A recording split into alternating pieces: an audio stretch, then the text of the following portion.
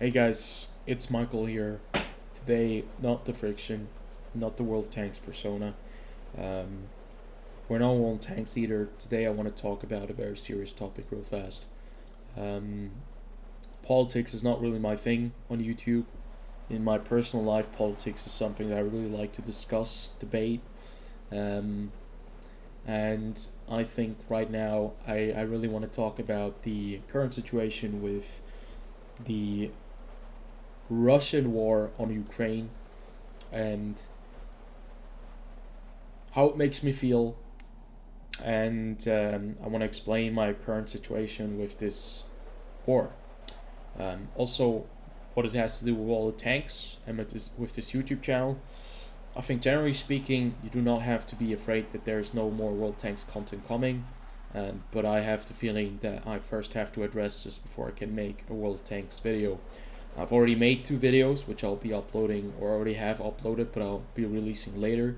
But I really feel the need to actually release a spoken statement, not just a written one, because I think sometimes you really need to address certain topics. So right here, we're just in a little game called Mountain, where you have a mountain somewhere out in space.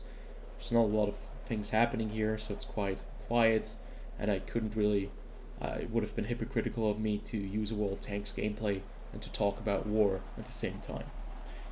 So, you might know that I have a bit of a connection to Russia because I used to live there for 6 years in Moscow, and I've been able to live a great hospitality of the Russian people when I was living there. I've made a lot of great friends during my time there, and I've met a lot of amazing Russian people during that time as well. So I think you can imagine how deep it saddens me in the current state that Ukraine and Russia are at war. Now, obviously, this war was instigated by Russia, by the Russian government, by Putin, and this is a war that neither the Russian people nor the Ukrainians want.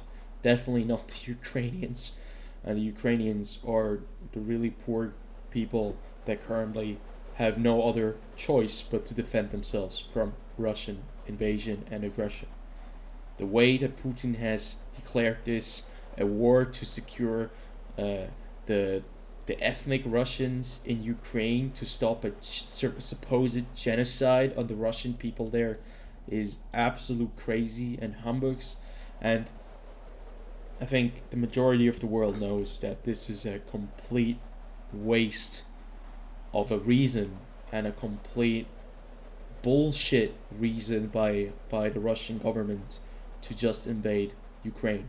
I think it is clear that Russia has planned this invasion, at least the Russian government has planned this invasion for a longer time, because the diplomatic channels that they've used were basically just to divert attention away from the troops that they were collecting there and just to keep the hopes up that there could be a diplomatic solution. But the choice of invading Ukraine has probably been made way, way before. And this is what makes this such a perverted war. This is not the first war we've had in the last 10 years in the world. This is not the only war that's currently raging.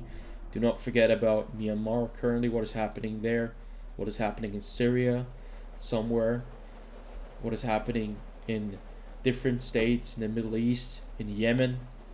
There's a lot of conflict going on, but this conflict really hit home because it has a lot of connections to me personally.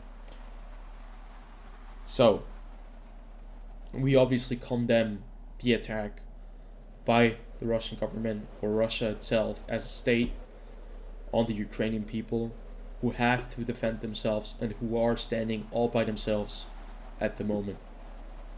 Now, we obviously, if the Western countries would provide direct military assistance, this could lead to a global scale war, which I think everyone wants to avoid at the moment.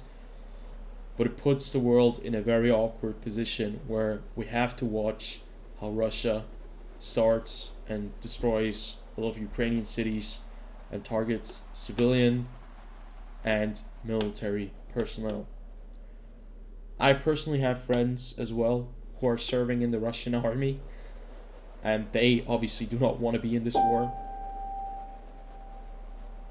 because a lot of these soldiers that are currently serving in either army are draftees, or just people that were drafted into the army even before because it is mandatory service in the Ukraine and Russia. And the worst thing is that a lot of these people have relatives living in Ukraine or in Russia, and that's what makes this war a pretty. This makes it a family affair, basically, and it breaks a lot of families. It destroys so many ties, and it will destroy the relationship between Ukraine and Russia for basically a very, very long time in the future. The Ukrainians currently are fighting for their sovereignty, they're fighting for their survival, and I hope this war ends soon and that Ukraine can stay sovereign and that we can finally put all of this behind us and that the Russian people can get away from this terrible state-run government and that they can finally get something else. Now, what does this have to do with World of Tanks? World of Tanks is a company that is also operating out of Belarus, which is the little country next to Russia, which is also a puppet government or a puppet state by the Russian Federation. And Wargaming, obviously, in Minsk, they are a part of that system. Now, okay, that's maybe a bit too far.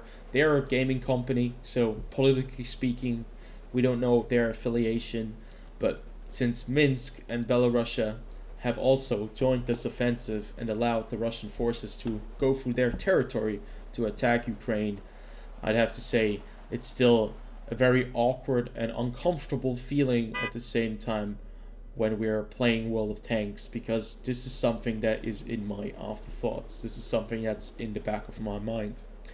That is why I wanted to make this video today.